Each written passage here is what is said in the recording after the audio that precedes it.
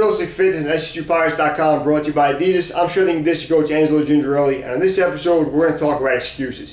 Every day I hear a ton of different reasons why people can't work out or eat healthy or be the best version of themselves that they can possibly be. Well, in this episode, we're going to take a look at a few of those excuses. I'm going to tell you what I think about them. I feel like I have no control over my eating habits.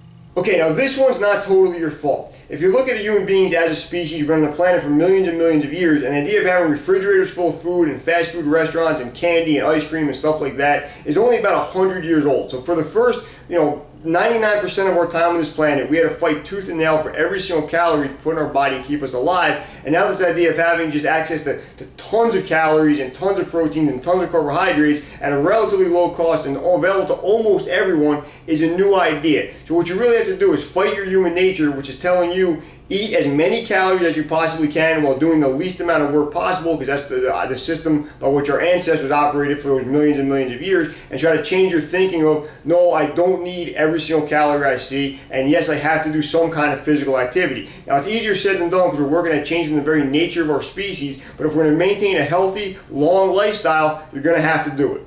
I just don't have time to go to the gym. But hey, did you see The Bachelor last night?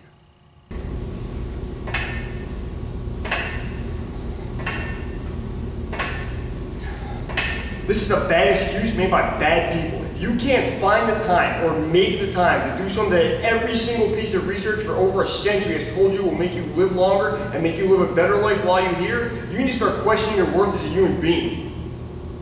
I'm scared I'm going to hurt myself at the gym.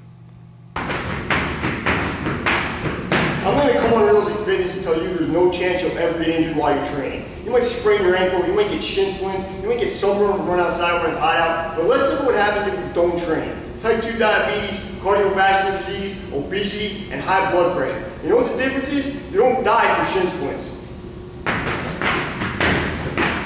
I just don't like working out.